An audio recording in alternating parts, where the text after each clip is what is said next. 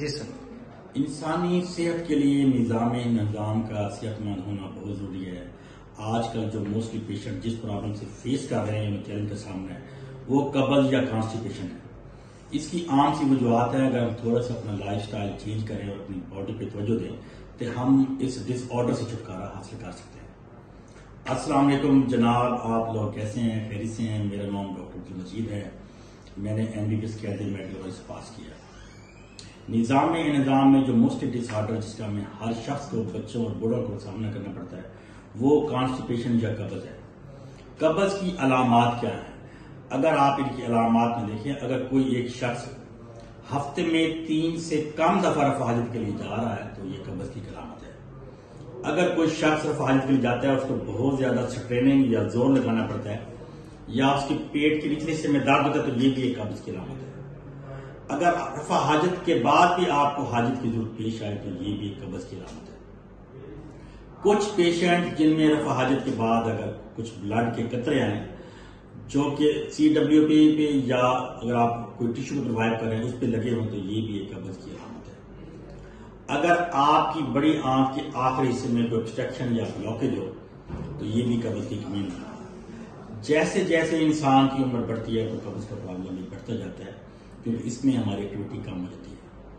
اگر قبض کو لائٹ لیا جائے، اس کو پراپر ٹریٹ نہ کیا جائے تو یہ ہمارے لیے بہت ساری پیچیدگیوں کا باعث بھی بنتا ہے۔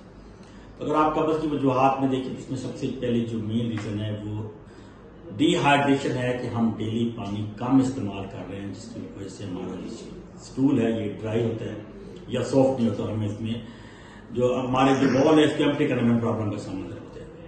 ہماری جو ڈیلی ایکٹیویٹی ہے لو ایکٹیویٹی ہے، موسٹلی ہم 8 سے 10 گھنٹے ہمارے آفس جاب ہے، ہم گاڑی میں جاتے ہیں اور ہماری ایکٹیویٹی بہت زیادہ کم ہے تو یہ بھی قبض کا باعث ہوتا ہے۔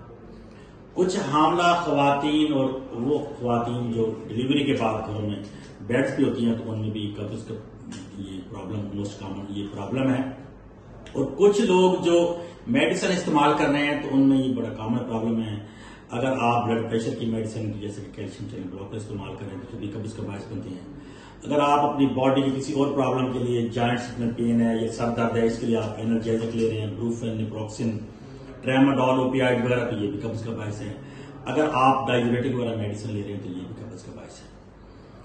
تو ڈائبٹیز ایک ڈیزیز ہے جس میں موسٹلی پیشنٹ جس میں ہارمونل امبیلنس ہوتا ہے تو یہ بھی قبض کا باعث بنتا ہے۔ اگر آپ کے تھائرائڈ گلینڈ وغیرہ صحیح ایکٹیو نہیں ہے اور یہ ہارمونل امبیلنس ہے تو یہ بھی قبض کا باعث بنتا ہے۔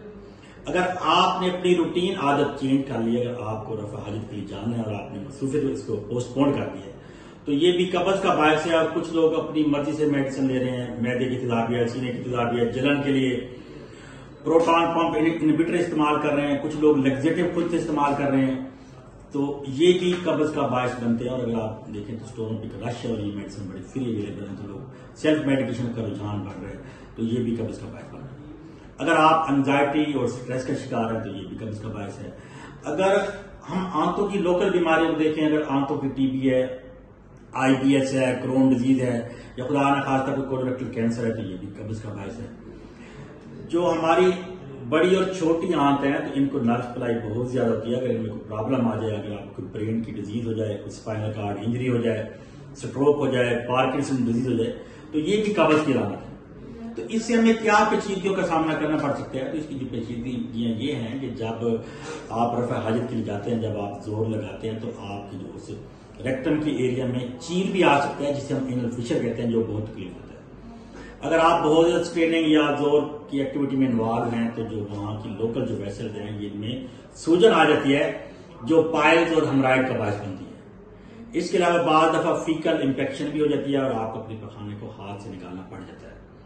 تو اس کے علاوہ جو باقی ڈیزیز ہیں اس سے سٹریس اور انزائٹی بھی یہ بڑھ سکتی ہے تو فیکل انفیکشن، اور اگر آپ بہت زیادہ زور لگا رہے ہیں تو جو بڑی آنت آخری سے یہ باہر بھی نکل سکتا ہے جس کے لیے امیڈیٹ سرجری کی ضرورت ہوتی ہے۔ تو اس مسئلے سے ہم کیسے چھٹکارا پا سکتے ہیں؟ ہم چھوٹی چھوٹی احتیاطی تدابیر اختیار کر سکتے ہیں۔ ہمیں چاہیے کہ ہم پانی کا زیادہ سے زیادہ پئیں، روزانہ 8 سے 10 گلاس پانی استعمال کریں۔ اپنی ڈائٹ میں فائبر ڈائٹ انکلوڈ کریں، جتنی بھی گرین لیفی ویجیٹیبلز ہیں یا پھلز ہیں ان کا بھی استعمال کریں۔ ہم بادام، ایلمنڈ، اخروٹ، پستہ اور باقی جو ڈرائی فروٹس ہیں ان کو بھی استعمال کر سکتے ہیں، اور کچھ ہیلدی سیڈز ہیں ان کو بھی ہم استعمال کر سکتے ہیں۔ اگر آپ سموکرز ہیں، الکوہول زیادہ لے رہے ہیں یا کیفین یا اس طرح کے سٹرس جو ڈرنکس ہیں آپ یہ بہت زیادہ استعمال کر رہے ہیں تو آپ ان کا استعمال بھی کم کر دیں. آپ انگزائٹی کے لیے اگر کوئی ہے تو اس کو ایسی ایکٹیویٹی انوالو کریں گے انگزائٹی اور اسٹریس آپ کو کم سے کم ہو. جب بھی آپ ڈاکٹر یہ آپ اپنی غذا میں اسبگول کا چھلکا بھی استعمال کر سکتے ہیں، اور اس کے علاوہ اگر کچھ میڈیسن یہ قبض کا باعث بن رہے ہیں اپنے ڈاکٹر کے مشورے سے آپ اس کو چینج بھی کر سکتے ہیں. تو کچھ ایسی ٹیکنیکس بھی ہیں جس کو آپ اڈاپٹ کر کے اس مسئلے سے چھٹکارا پا سکتے ہیں. آپ کو چاہیے کہ آپ لمبے لمبے سانس لیں. آپ اگر واش روم میں جا رہے ہیں تو اس کو ڈیلی ایک واش روم مقرر کریں، اس کا ٹائم بھی آپ طے کریں. اس کے علاوہ اگر آپ واش روم میں گئے اور آپ کو اس کا کوئی پرابلم ہے تو آپ ایک فٹ اسٹیپ بھی استعمال کر سکتے ہیں، اور اپنے جو نی اینڈ کو ہپ سے ابو اس کے ڈائریکشن میں کر کے اور اسکویٹنگ پوزیشن یا بیک سائڈ سپورٹ کر کے بھی آپ اپنی باڈی کو ایکٹیو کر سکتے ہیں. تو یہ تمام احتیاطی بھی اختیار کر کے ہم اس پرابلم سے چھٹکارا سکتے ہیں.